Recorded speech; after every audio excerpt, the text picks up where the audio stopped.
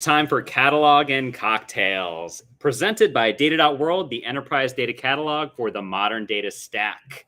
We are coming to you live from Austin, Texas, actually in the headquarters of data.world. We actually just got done with our quarterly all hands, and we are so excited to have our honest, no BS, non-salesy conversation about enterprise data management with you, with tasty beverages in our hands. I'm Tim Gasper, longtime data nerd and product guy at data.world, joined by Juan. Hey, Tim, it's weird to look at you here and then here. I know, we can do whatever we want here. So this is great. I'm Juan Takeda, the principal scientist here at data.world, and it's always a pleasure. It's Wednesday, middle of the week, end of the day, and we get to talk about data. And we have a very special guest today because we're at data.world today, and we wanted to take this opportunity to talk to somebody who has a lot of experience on entrepreneurship, on being a data leader, who is an investor. And we are the honest, no BS, non-salesy podcast, and we will continue to be non-salesy, even though our guest today is Brett Hurt, who is the CEO of data.world. And here he is. Hey, Brett, everybody. how are you doing? It's an honor to be here with you guys. So I get exciting to to work have with ya. you every day, and then we get to do this podcast together. So I know. I'm like your biggest fan on the podcast. Oh.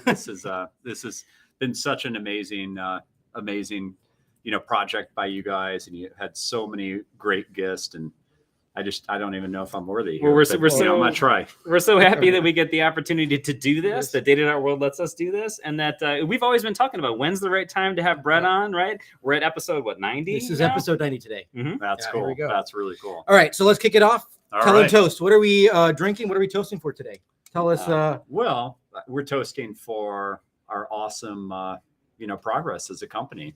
We got that $50 million round from Goldman Sachs. We just had a awesome quarter. We're doing a lot of good in the world as a BCorp, and actually we're toasting something really special here. This is tell us about this. This is and actually, well, let's get a special guest in here. Our cameo. We have a cameo here. Our special guest. This is Sean. Yeah, come on in. Thanks, y'all. First time, long time. This is McCarthy's whiskey. It's from Hood River, Oregon. It's Scottish barley aged in Oregon oak, which is actually true of a lot of scotches in Scotland. But this one is a single malt from Oregon that coming down from Oregon. I thought you'd enjoy. Awesome. 3 years in Oregon oak too. Fantastic. It's got an amazing nose, and this was not, this good. just kind of happened organically because Sean gave me this bottle today at the all hands, and I was really blown away by the gratitude, and I just, I was like, let's open this now. Let's try it out right now. That's so awesome. So thanks, Sean, so much Thank for you. sharing with Thank us. you. All right, And, cheers, thanks, cheers. Brett. Yeah, cheers. So we got our funny warm-up question today, which is That's good, Sean. this is Very good. fantastic. All right. Recommendations of wine underneath $11, but let's actually put that to 20 because Okay, good. 11's too hard. Yeah, 11's tougher. But look, when I got married, I had $1,000 and my wife had $2,000, and we joked that I had married the older, wealthier woman because she's 6 months older than me. So we weren't even drinking the wine I'm about to talk about. But the wine I'm about to talk about is actually Becker Vineyards, which is in Fredericksburg, and it's the Claret, and it's a really interesting red blend.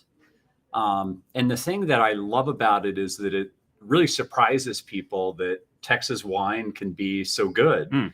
And one of the companies that I co-founded and led, Bazaar Boys, we would give bottles of that wine at conferences, and we would give it, and the Bazaar Boys logo was sandblasted into the side of it. It was very authentic. I mean, it's like a wine I really, really love. And we'd give it to the biggest influencers at those conferences, people giving keynotes, et cetera. And I would say, hey, there's this, and I would tell them the story of the wine. I would say, there's this one thing I want you to do. After you try it, just please write me and let me know. And I would get these beautiful emails back where people would say, oh my gosh, I was on the beach with my husband. You know, we tried the wine. We were blown away by how good Texas wines can be. And I would say what you just did is what Bizarre Voice is all about. It's all about word of mouth. Bizarre Voice means the voice of the marketplace. And I was like, that's what your customers are doing every day.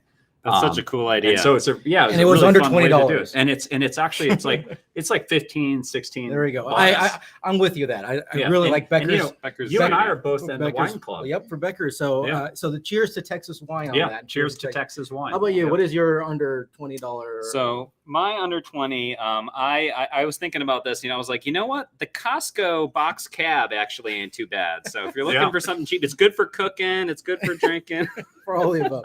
Does it have a good finish though, Tim? Does it have? It does have a good It finish. does have a Yeah, good it finish. does. Well, It's that's a little good. on the All right. sweet side, as box wine sometimes is. Right? But Yeah, it's good. yeah. It's good. All right. Yeah. All right. Well, let's kick this off. Honest, no BS. So, Brett, you've had a very long career, and companies or data companies that actually have gone through very hard economic times, right? You did it through .com in 9/11. That was Core Metrics. You did Bizarre Voice, went through the Great Recession. So you've really been through a lot of this stuff.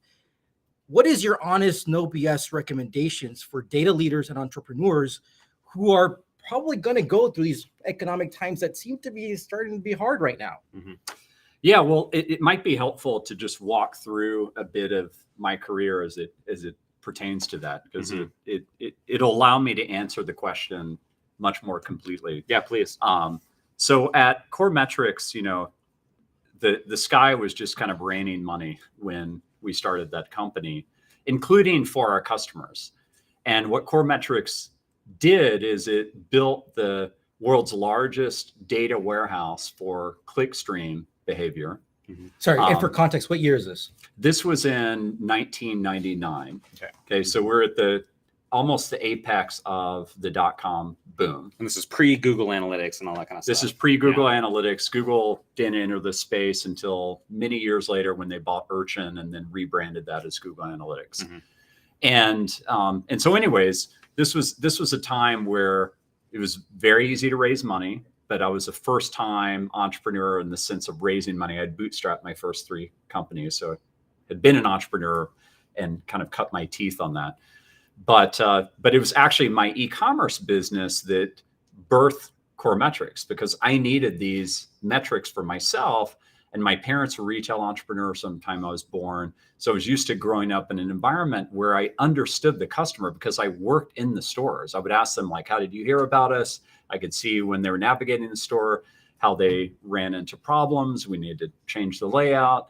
And the leadership paper that I wrote at Wharton was on Sam Walton about his book, Made in America, where he was talking about how important it is to really understand what the customer is doing in the store. And he would go to the point of disguising himself as a customer so people wouldn't know it's Sam Walton, so he could really get the no BS truth, you know, kind of first, you know, data, like, you know, directly of what's going on.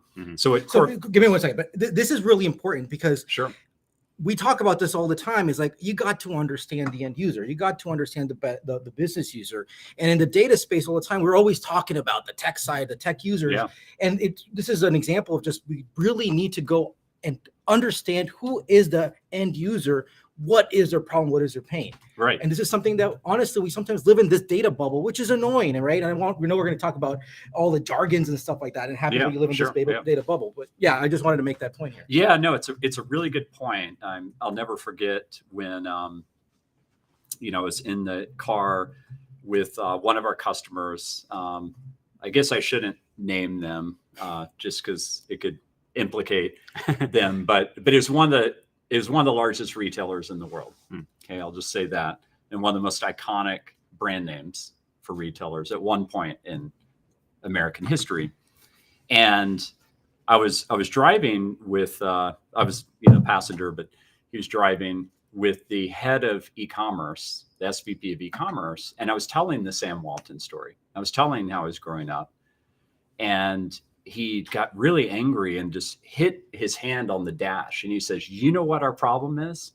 Not a single executive would even step into our store and actually see what's going on. He's like, we have no clue. And he's like, we have no humility.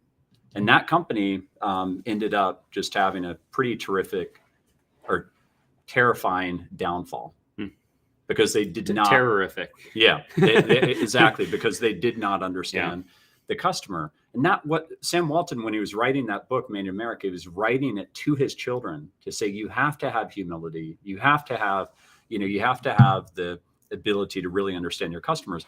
So at CoreMetrics, I'd invented this for my own e-commerce business. I was selling sports nutrition products like power bars, vitamins, et cetera. And I was selling those with my wife. And we were using these analytics to run our business, and we were able to double our online sales, double our conversion ratio, which is the number of people that are browsing versus buying. And people thought that was miraculous. We had one of the highest conversion ratios, and it's because we had the analytics to understand what was going on. And that was what I turned into CoreMetrics. And it became a very successful business with the .com companies. Why? Because they were completely struggling with understanding what their ground truth was in their business. How people were actually converting or not converting from ads, like how people are navigating the site or not. And frankly, the metrics that they're running their business on were bullshit metrics. They were things like page views and unique visitors. They weren't things like people clicked on this Yahoo or Google ad and it actually led to a sale. They had no clue how they're advertising. Well, that sets you up for a pretty disastrous scenario, because if you don't know your metrics as a business, you're gonna end up spending a lot of money. And we still struggle with this today, right? We're still now talking about the metrics layer and all this. And at the end of the day, it's like, I want to understand who the user is and what they're clicking. Well, there's a meaning behind this, right? If there's an intent, like those are the things that we should actually start cataloging. And this is what we talk about. What I've been pushing on. We need to start cataloging, understanding the knowledge of what's going around within your business. And in particular, the ground truth, getting close to actually the ground truth of what's happening with the business in the store, in the wherever. So you got to talk to users. Yeah, absolutely. And have the humility to do so. I love this. This is a very important point. Takeaway. Be humble.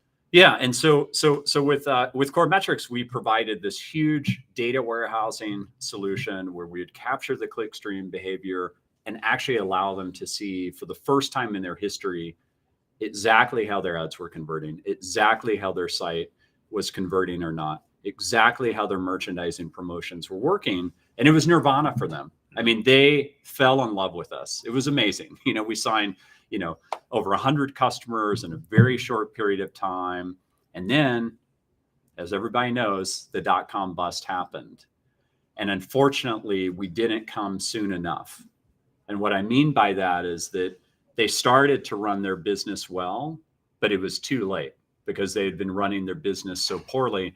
So 97 of 100 of our customers went out of business.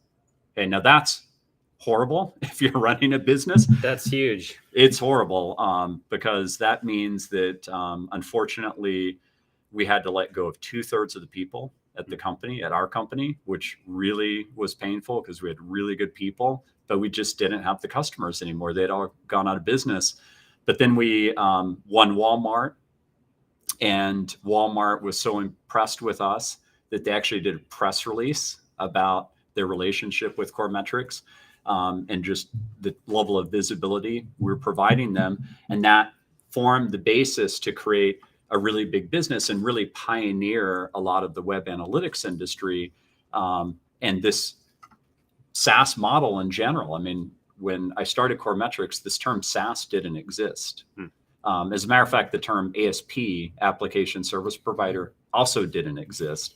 So when I was raising money for the company, I was like waving my arm saying it's like mainframes and dumb terminals or clients and servers. You can't just be like, it's in the cloud and everybody gets it, right? So it was all these things that I was trying to get them to really relate it to something they would understand. And then the term ASP came along and I was like, oh, thankfully, now at least there's a term that people understand. I can speak in shorthand.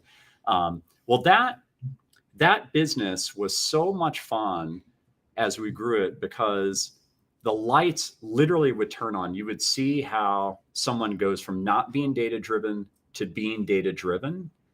And, customers like Eddie Bauer and the Home Depot and, Walmart and Petco and so many others became so data driven that it created entirely new job categories, like web analytics managers. That job didn't exist.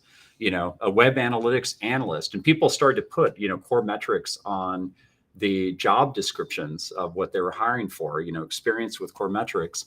And it was so cool to see our customers speak at our client summits about how literally they've transformed their business around the use of data, of analytics. For the first time in the history of e-commerce, this was happening. So it was really cool, very inventive, and really made me fall in love with data as a tool to create culture change and, frankly, create sustainability and resilience through the toughest of economic times. Because these companies that really embraced that and democratized data throughout their organizations about how the online business was actually working, they became huge. I mean, they became the largest divisions of their entire company. And that wasn't obvious at the beginning because, remember, there were very few people online at one point in time.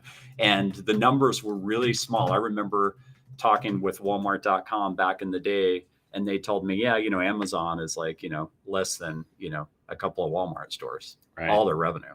Now Amazon is the biggest threat to any e-commerce company in the world, right? How quickly things shifted. But I mean, I think, specifically, I think what's interesting is when you talk about how the challenging economic situation, the dot-com bubble bursting, was obviously hugely difficult for core metrics, but then y'all managed your way out of it. And then you kind of gave an example of how data-driven companies were able to actually do better coming out of that situation.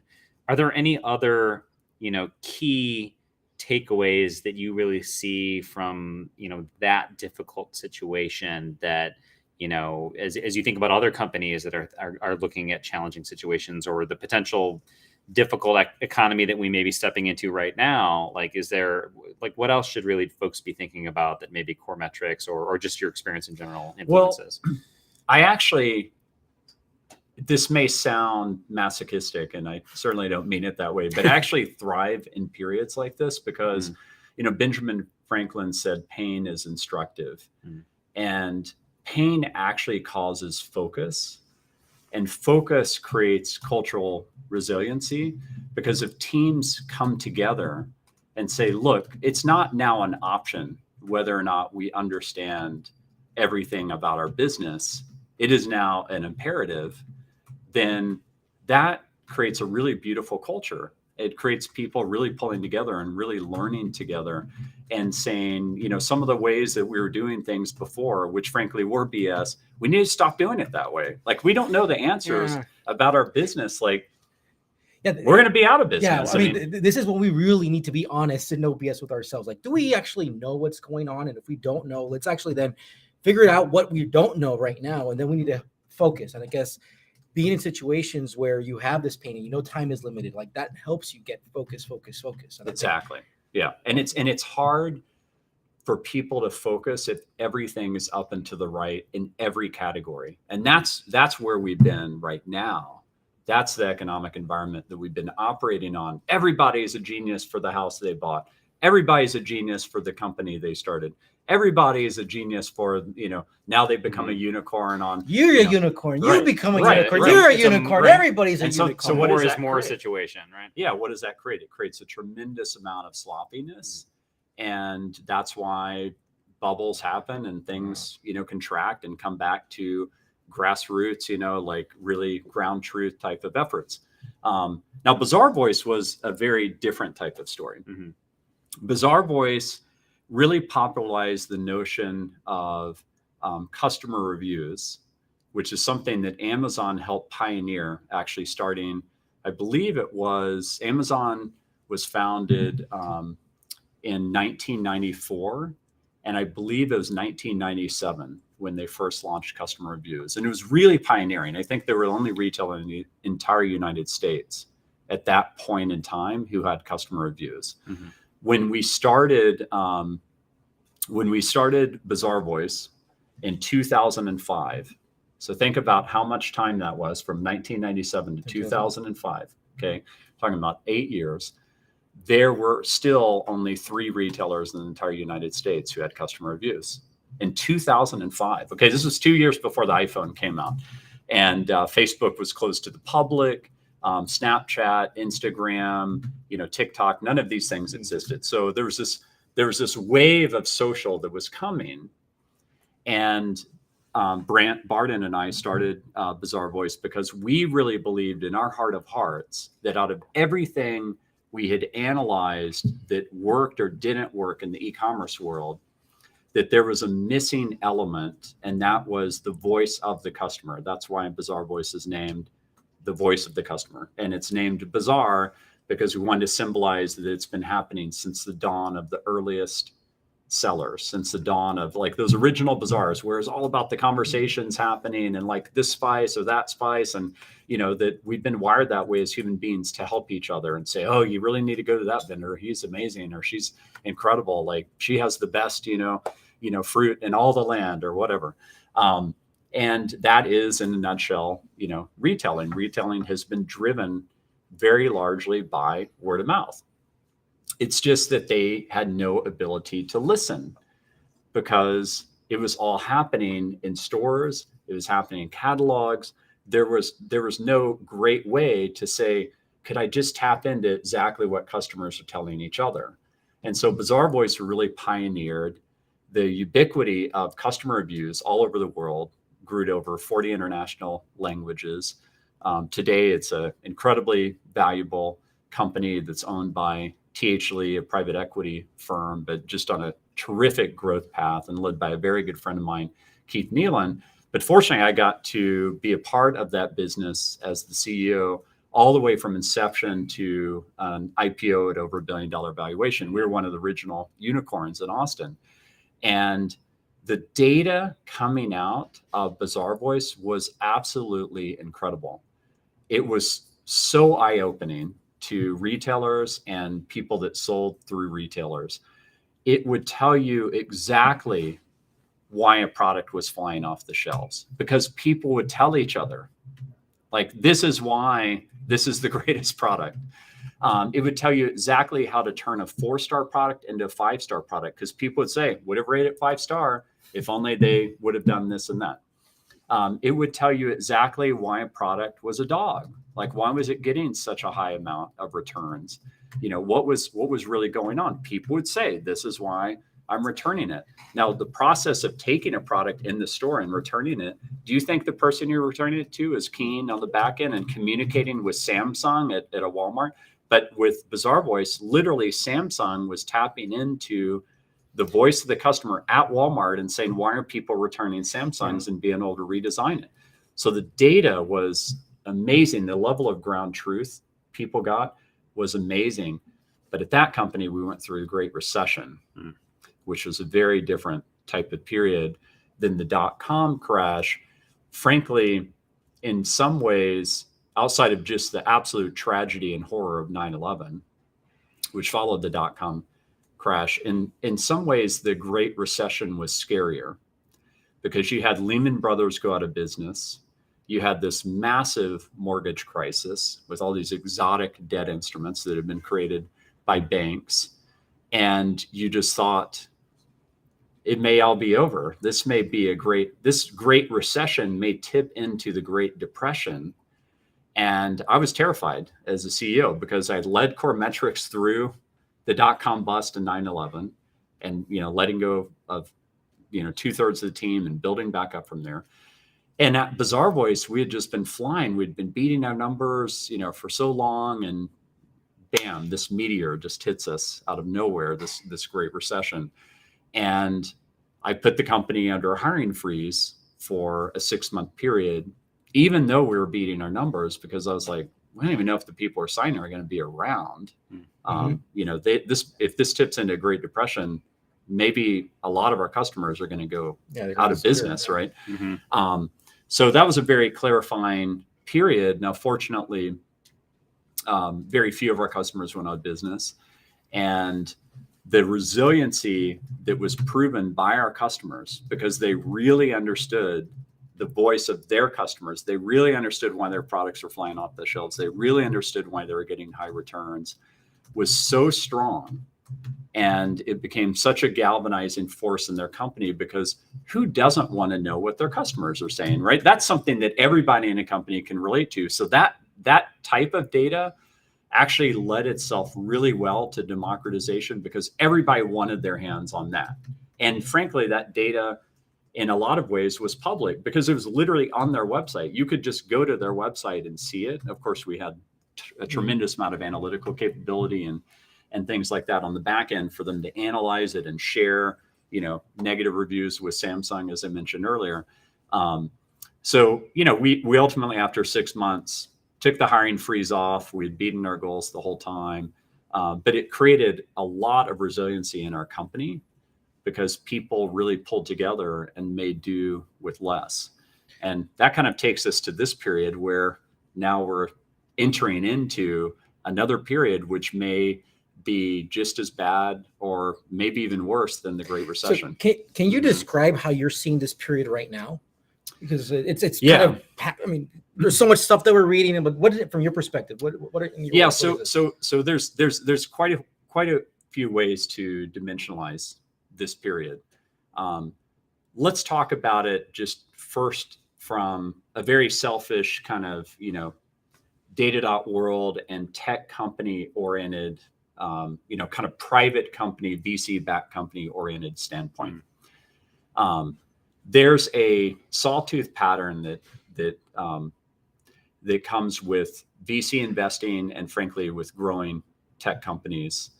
And it's basically a pattern that goes kind of up and to the right. And we've been in this up and to the right period for a long period of time. And the up and to the right is the amount of capital being deployed and the amazing exits that are happening, whether those are IPOs or private transactions. And we've been in a period of enormous windfalls, like record VC profits, record VC capital raised, a pandemic backdrop, which showed that tech was the most lucrative place to be in. It actually enabled remote work. You had companies like Zoom zooming into the stratospheric heights of valuations. A very, very exciting period. For me, being an entrepreneur for a long period of time, since 1998, it was a period where I really felt like, okay, a lot of the things we've always been talking about that the internet would do are now being realized at massive scale across the world. I think that would be true, right? And by the way, that is still true in this period.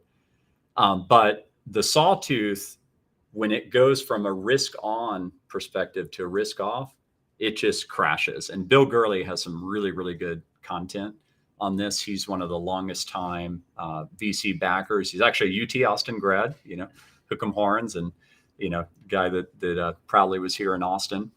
And Bill Gurley, is famous for being at Benchmark, and he, Benchmark's famous for, WeWork and, so many companies, like so many companies, one of the best VCs in the world. And the sawtooth pattern, when it crashes very fast. It's not like it's going to crash over 2-3 years. It just crashes. It's like risk off immediately.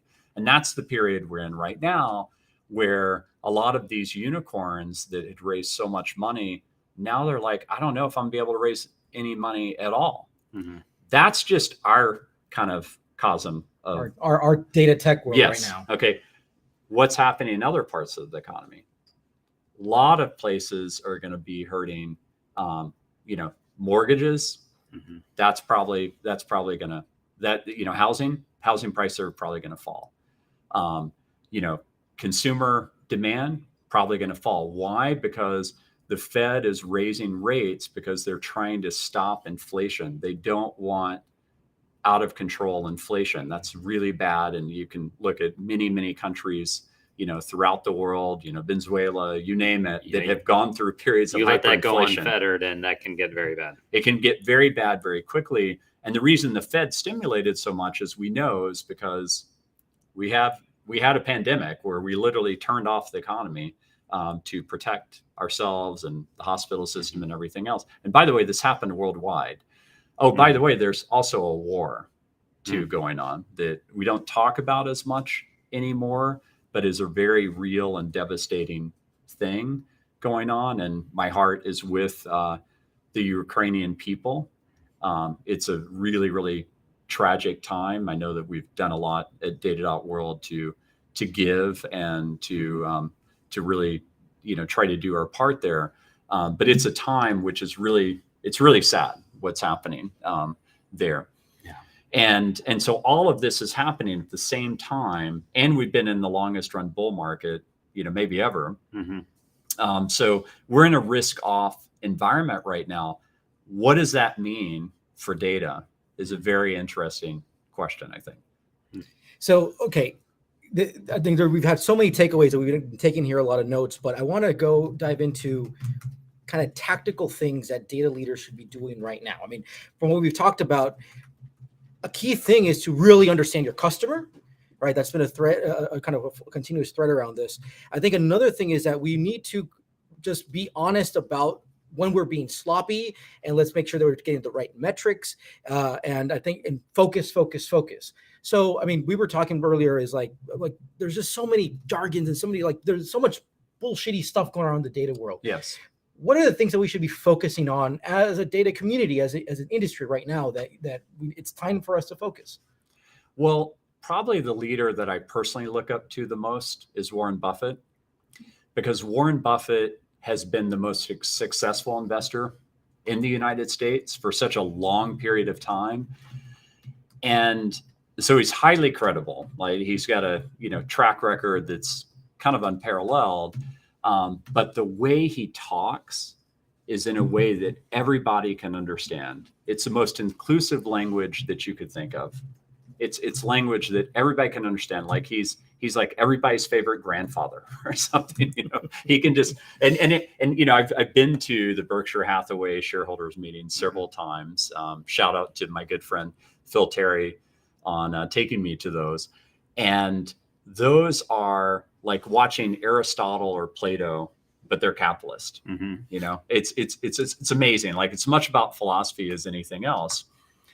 And I like to take a page out of Warren Buffett's book for the data space and say, look, okay, I understand the need for shorthand. I talked about earlier ASP, and when that term came along, and I was like, yes, now finally people understand, something in shorthand about what I'm doing. I don't have to go through the 10-minute, explanation of mainframes and dumb terminals and clients and servers.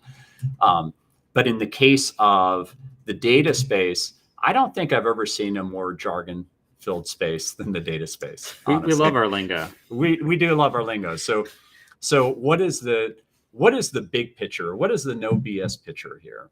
That kind of ties these threads together: core metrics, bizarre voice, data.world, and the lessons learned. The big picture is that data are the facts about something. It's the facts about your customers in a business. It's the facts about how well your locations are performing in a business. It's the facts about your employees. It's the facts about, the economic trends that you're seeing in the business from your suppliers. It's the facts about everything that you need to actually run the business. You think about the .com days, they were flying blind. Companies in a recessionary time cannot fly blind. They cannot get caught up in jargon. And the thing that bugs me about this space, this data space that's so jargon filled, is that it's so jargon filled that it's very polarizing. Yes. It's something where people are afraid to engage because they'll sound stupid. And by the way, you do need to be pretty smart and pretty mathematical to really understand data. And that's why those people are so highly paid, data scientists and data analysts and data engineers, and they deserve to be. I mean, they've gone through lots and lots of schooling, lots and lots of training to get to where they are. They're really doing heroes work in their organizations. But there's a lot of people that are very intimidated about what they do because they're speaking all this jargon that people don't understand.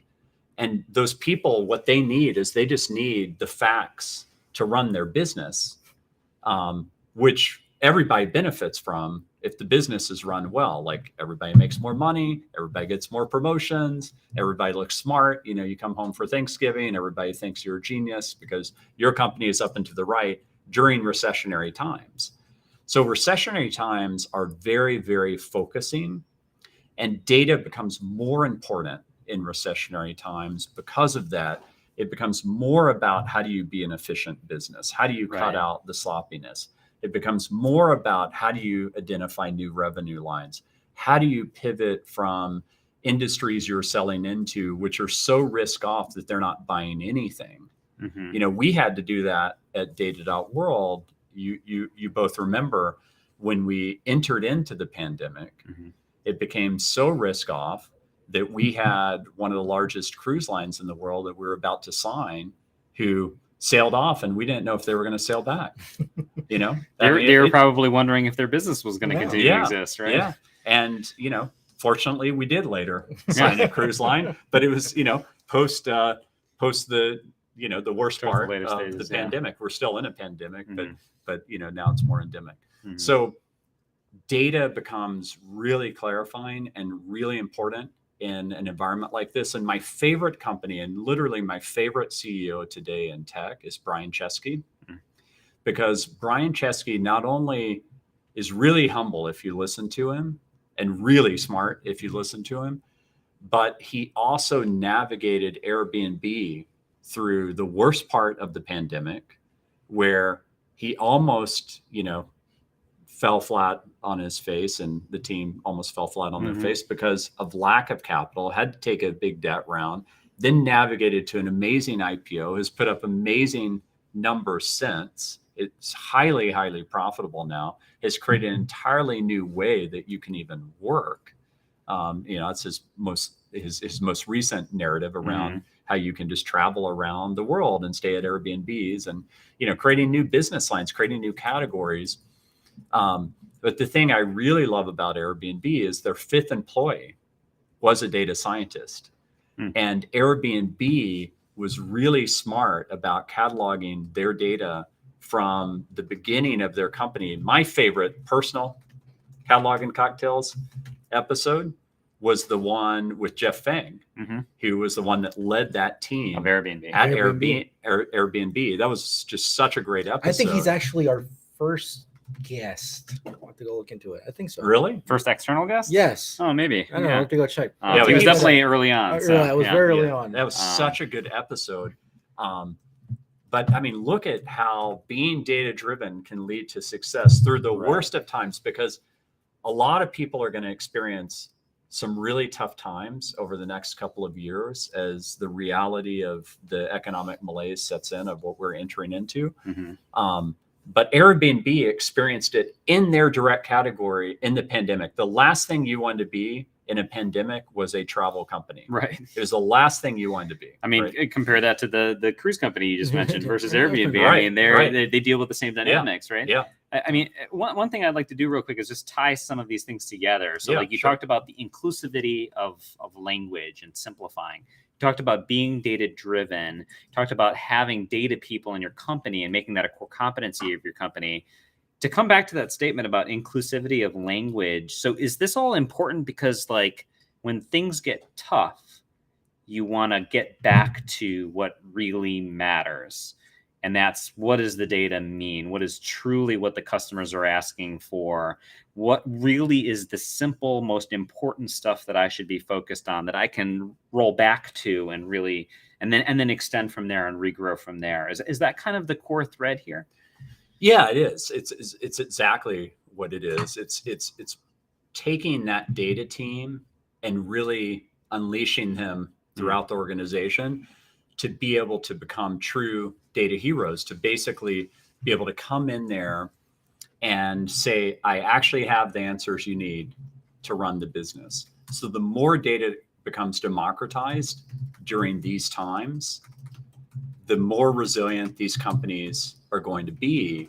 And the more the data engineers and the data scientists and the data analysts and others are going to be celebrated during this time because they are now so much more of a necessity. But that's only if we talk about it inside these companies in a way where we explain the jargon in a way that any human being can understand. I mean, almost any concept you think about in the world can be explained to a fifth grader if you do it in a patient way, right? If you actually talk to them in a way like Warren Buffett would talk to them. And that's what's needed versus the disarming language that frankly people are, I don't understand. Yeah, Let's give that to the brainiac. This is a great challenge I think we should all go through. It's like whatever you're working on, whatever you're trying, you need to be able to explain it to a fifth grader.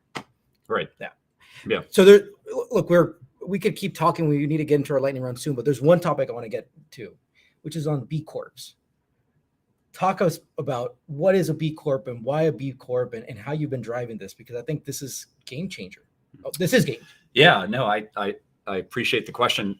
I love pioneering the B Corp movement here at data.world in a tech business. It's been a very popular movement in CPG companies like Patagonia and Ben & Jerry's and many others for a long period of time. But let me just define what a B Corp is, because a lot of people still don't know.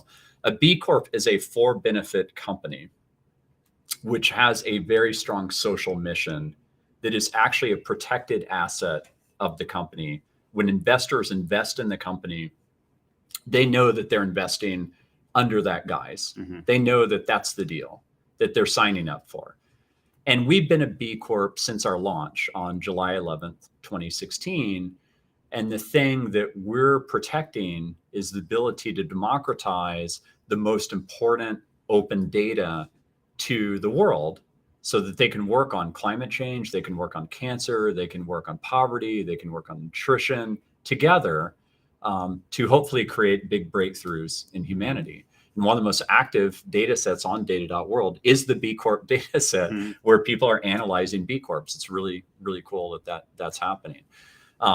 So a B Corp is something that I think is a great evolution for where I've seen, my evolution as an entrepreneur. Because one of the things I've talked about for a long time as an entrepreneur is that a company, if you treat it this way, actually has a soul. If you think about a company as an embodiment of people that have a collective soul, a collective mission that they're on, a lot of companies have a good brain because frankly, if they didn't, they wouldn't be in business. Fewer companies have a really good heart, but it's the rare company has a really good soul. Like Airbnb has a great soul. You could see it, you can just see the energy in their team, et cetera. I think data.world has a great soul.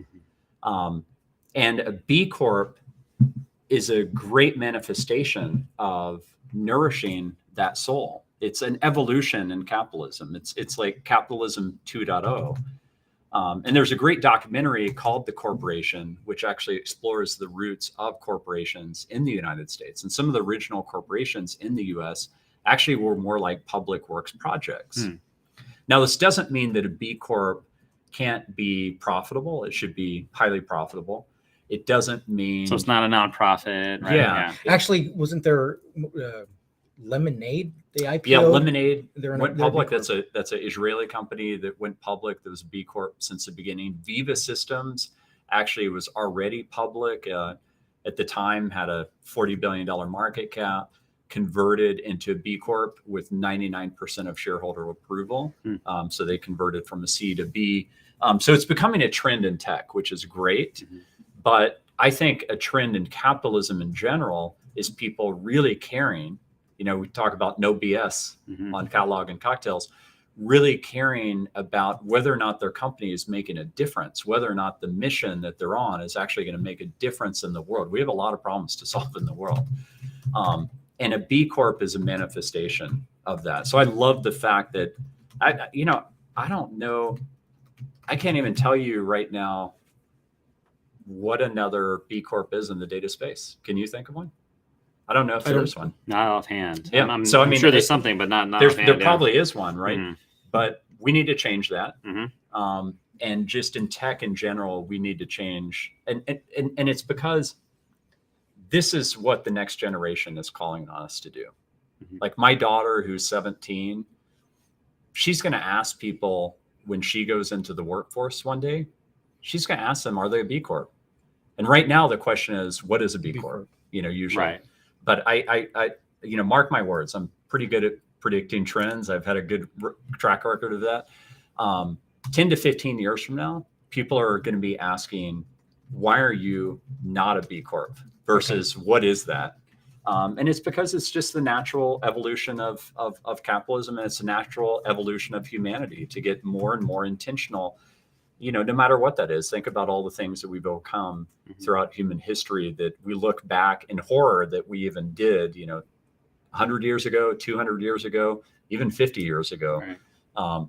So I really think that this is going to be the natural mode of capitalism at some point in history. Right. Well, and I think a lot about Dan Pink and autonomy, mastery, and purpose. And people are craving purpose, right? People are craving purpose. Yeah, Because- Simon and, Sinek. and hiring, the Power of right? One. I mean, people Mhm. want to go work also for places that have a purpose, right? And Yeah. it's not a bullshitty purpose. Like there's actually a social, Yeah, not like, just a plaque on the wall. yeah, it's embedded in the operating Yeah, agreement and of the company, right? And it's not to be confused with corporate social responsibility initiatives, kind of Mhm. CSR initiatives, which, you know, look, I'm not saying those are bad. Those are, any evolution is a good thing, Mhm. but it is seen as more marketing, you know, than actually systematically upgrading the operating system of your company to have a very strong social mission from the foundation, from kind of the studs because of the home. there's actually evaluation, right? There's what is it, B Labs, or what are they actually doing evaluation for the company? Yeah, they do. Yeah, it's very data driven. So B Lab,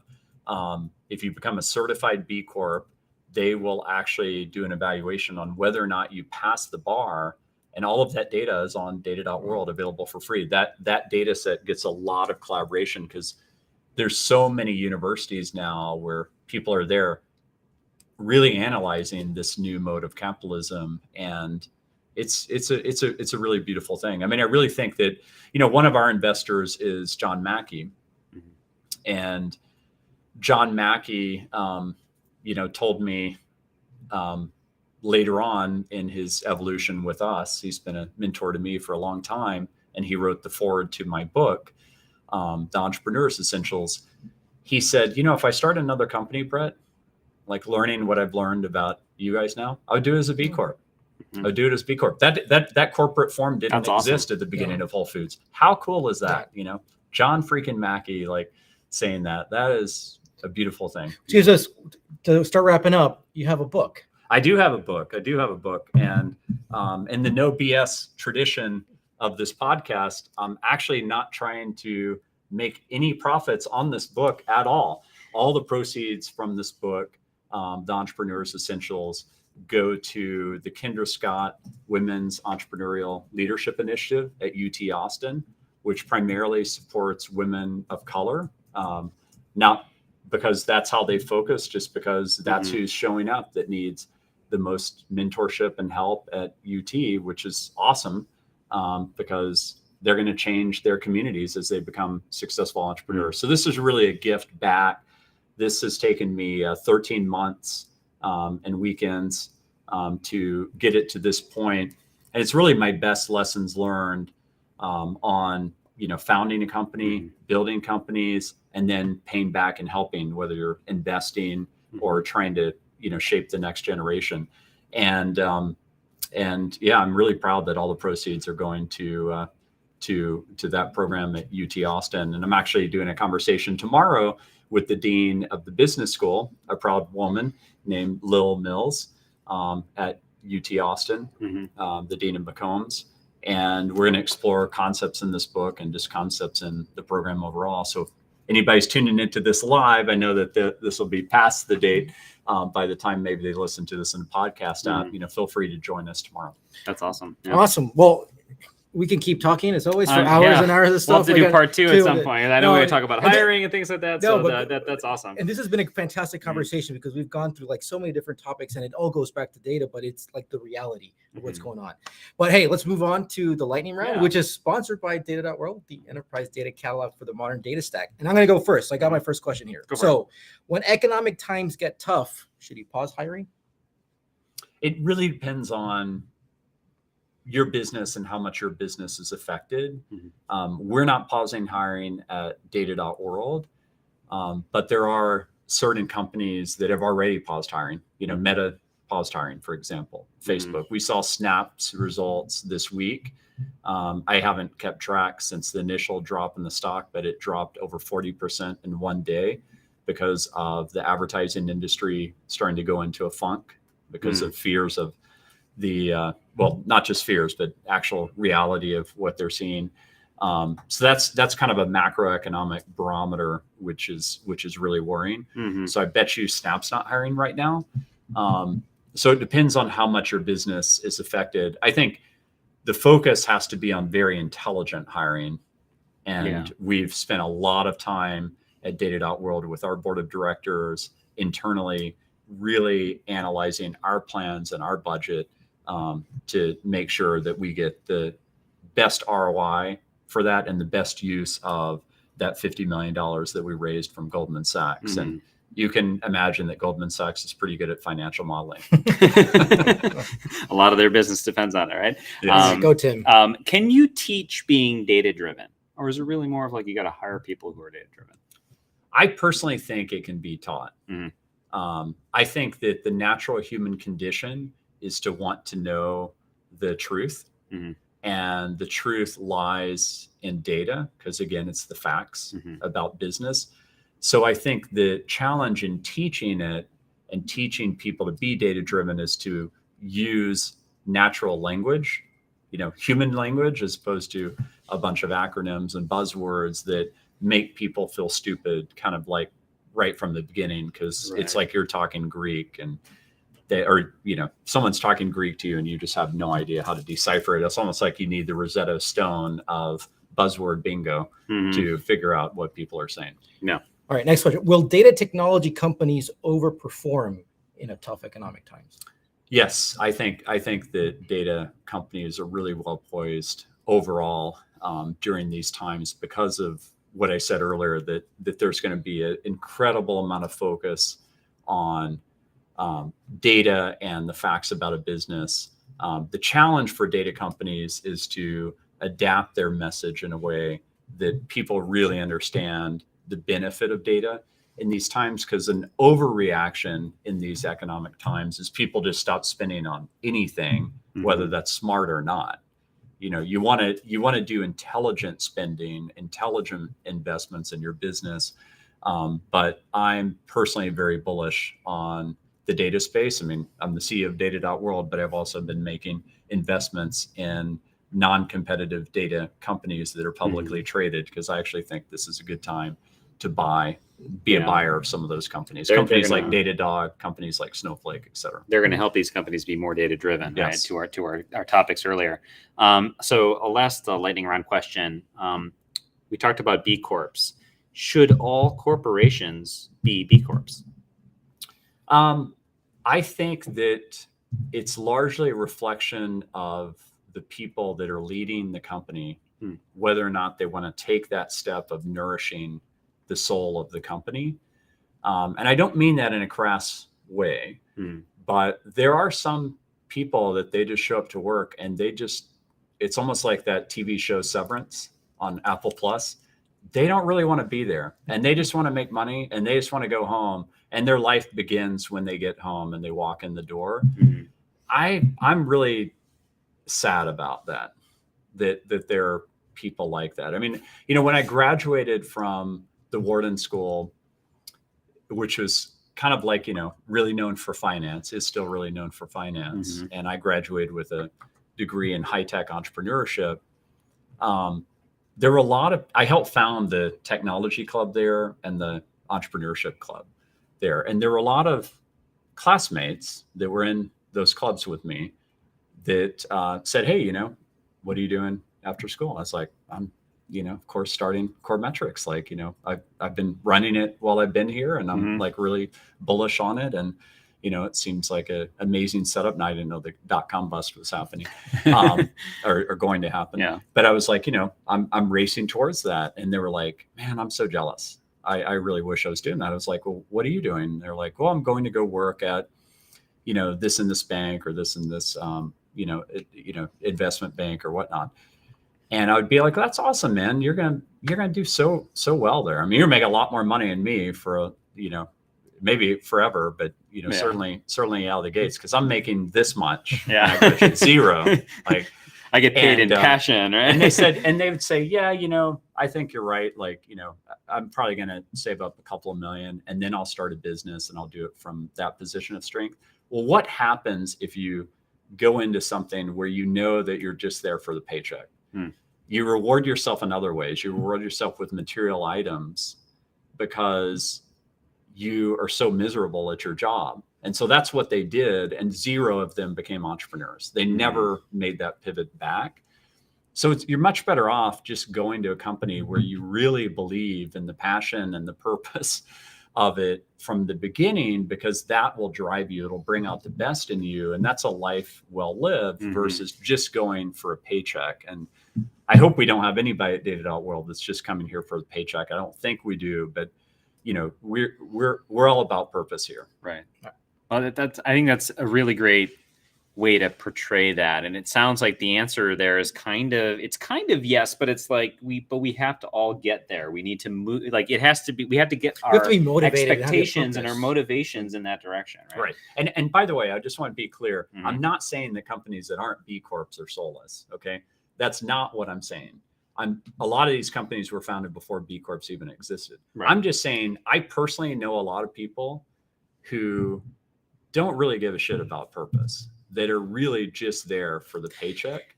And different things motivate different people. And those companies no BS right there. And those companies probably shouldn't be B Corps, because that would just be that would truly be a lie. Right? But what if the B Corp mission was make lots of money? Well, I guess that's the same as that's a C Corp. It has to have a strong social benefit, and it's there's nothing wrong with that's money. It's breaking the model a little bit if they do that. All right. This is awesome. All right. Yeah. This is fantastic. And it's Tim. Take us away. Let's do some takeaways. So, I mean, first of all, you walk through your experiences, right? And really tied that to not just how that defines you as an entrepreneur in the data space and sort of your experiences there, but also how you've had to weather these complex and difficult situations, the dot-com bubble, for example, the Great Recession, for example, and they were both difficult in very different ways, and they affected the different companies that you're in different ways.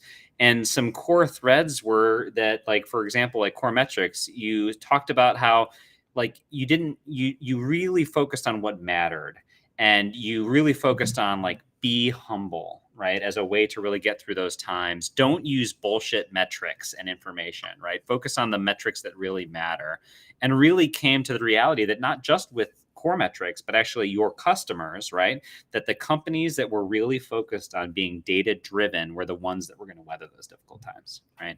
So that's huge. It seems kind of obvious, but I think actions are really the key thing. Can we tie our actions to that? And when everything is great, things can get sloppy. So you have to make sure that, you don't just get sloppy in great times. And when things get painful, the silver lining is that pain can cause focus, right? And focus means that you can create that cultural resiliency. And then when you talked about Bizarre Voice, you talked about how customers really can tell you what it is that you need to know about your business. So being data driven also means really understanding your customers, understanding your business and what makes it tick. And if you do have to take action, like you do need to do that hiring freeze, for example, right? At Bizarre Voice, where you froze hiring for 6 months, or at Core Metrics, where you had to let go of 2/3 of the people. Those were very difficult decisions, but you made those decisions, proactively, right? To be able to say, hey, we have to do this and we cannot wait. Right. And being proactive in those situations ended up being really important. And Juan, what about you? What are your big takeaways? I think so. The main thread here is talk to the customer, talk to the end user. That's really, we see this all the time that we're lacking from this. That is one of the main threads around this. I loved how you talked about Warren Buffett and about like we need to be able to kind of talk about things simply, right? Like we have all this jargon, and this is an industry where we have so many buzzwords for God's sake. So we need to be able to have an inclusive language. I really, really liked about that. Like we should be able to go explain anything to a fifth grader. I mean, that's literally how we should be able to start thinking about what we're doing.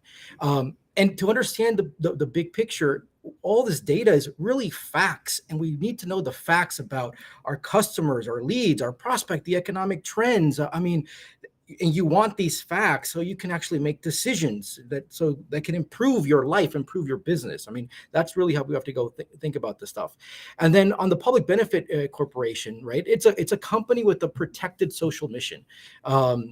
And it's a manifestation of a company who has a soul, right? Capitalism 2.0 is what you're talking about, and I think not everybody may be for that, and that's fine. And I think that's the honest, no BS here that we need to acknowledge. I think you both recapped it extremely well. I would also just say that the counter argument to a B Corp, because there will be people listening to this saying, why would I take that extra step? Right. Like, isn't the purpose of a corporation just to make money and then people can do whatever they want on their own time? Yeah. Like, give to whatever causes, et cetera.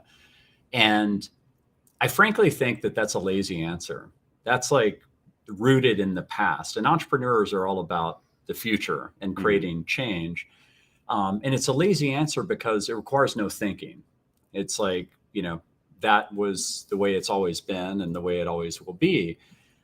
Profits are super important. A company can't survive without it. And you need to be best in class and model against best in class, whether you're B Corp or not. But it is a choice. And one of the great books that I loved from a Wharton professor, Stu Friedman, who really took me under his wing, has become a very good friend over now a long period of time, over 20 years. He was our leadership professor, and he wrote a book called Total Leadership. And in Total Leadership, he talked about that there's these 4 major dimensions of your life. There's self, there's your family, there's your community, and there's your career.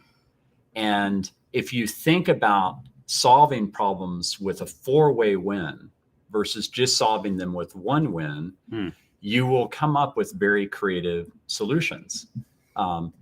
And we've seen a lot of very creative solutions because necessity is the mother of invention during the pandemic. I mean, some of the things that have happened that I explore in my book are that we've learned we can be highly efficient in a hybrid environment in the knowledge economy. We've learned we can be highly productive working from home and then come together like we came together today for this all hands and really reestablish that human connection that's so important that can be done in person. So that relates a lot to a B Corp. Like you can have it all as a company. You can have great profits and you can have a strong social mission and you can have a strong soul. And you're making a choice whether or not to go on that journey, or do you just want to go on the journey that everybody else has trod before you and just be only about profits and say what you do outside of that's whatever. And I'm making that choice. This is my 6th business. So I just wanted to say that that's my counter argument to their counter argument, because I know that we're going to get into counter arguments anyways. But that's really the way I think about it. All that. And if folks who are listening are interested to join the conversation, jump in on LinkedIn and YouTube, and then let's talk more about B Corps. Let's talk more about data-driven businesses. And we'll be sharing all these links. You've pointed to so many people and books and links, so we'll be sharing with them. I will say one thing about the book too, that if you don't want to pay for it, although you will be benefiting female entrepreneurs, you're not benefiting me. I'm not making $1 off this. You can get the whole book for free online at theentrepreneursessentials.com. And the reason I did that is because 2 of my favorite books in my history as an entrepreneur have been The Bootstrapper's Bible by Seth Godin and The Clue Train Manifesto by Christopher Lockhead and a bunch of others, which the Clue Train Manifesto, there's a chapter 4 called Markets or Conversations, which literally translated the name of Bazaar Voice. Bazaar Voice is markets or conversations. And inspired me and Brent to start an entire company around that concept. And it created over $1 billion outcome. And it was amazing journey and just created lots of change in the world. And now we'll never know a world without customer reviews. It's everywhere. Yeah. Which we're all better for it because it's encapsulated that word of mouth. Mm-hmm. So they gave their book away for free online. And that way, no matter what kind of entrepreneur you are, if you can't afford to buy a book, I understand. I've been there. When I got married, I must have no money. So, it's also available for free online. And that makes it easy to link to because you might want to share. Well, and do both, right? people. Buy the book and check it out online. Yeah, right? exactly. Mm-hmm. So final question, who should invite next? Well, today, actually, I realized that one of the most amazing CEOs you could invite is also based here in Austin, Andrew I of closedloop.ai, because the way they're innovating with data in the healthcare space is so cool. So I would invite Andrew I. I would really invite Andrew I. And one thing I want to say too, just because we did finish our all hands, is congratulations to you, Mr. Tim Gasper. Oh, you just got a culture award in front of the entire company. Thank you. And that was a really special moment. You're only the second time a manager level person has won the quarterly culture award, which at our company, that. as you know, everybody nominated you for that. It was people, Congratulations. your peers and your team that nominated you for that. So thank you so much. Well, just to wrap up, I want to make sure that everybody who's listening, please reach out to us. We want to hear from you. We want to get your feedback. You can just reach out directly to me at juan@data.world, or just find us on LinkedIn. We'd love to get your feedback of everything we're doing. I do want to call out on people have been reaching out to us. I want to call out to somebody very special. Cody Pastini, she reached out to us a couple of weeks ago, and I met her in person at DGIQ at the conference in last December. Mm-hmm. And I'm just reading it out. She says, I'm an avid listener to your podcast. I want to thank you and Tim for the awesome 1 hour every Wednesday. I love data, but I was super unhappy and lost in my career. Your episode about data product manager changed my trajectory, and I'm honestly super thankful because I don't think I would have adjusted course if your podcast wasn't a thing. Cody, she is now a data product manager at Fender Music. Like, that's a super cool company to be working at. She's leading this. First of all, thank you, Cody, for being an awesome listener, and we're just super amazed and thrilled and honored that we can able to impact other people's lives. Your podcast is changing lives. That's awesome. So we would love to hear from you, and please tell us what you like, what you don't like. Be honest and no BS with everybody. Next week, we have Kieran Dines, who's a CPO of Matillion.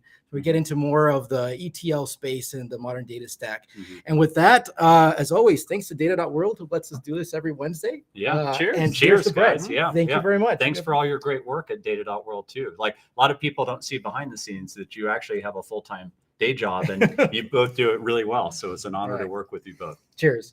Cheers, everyone.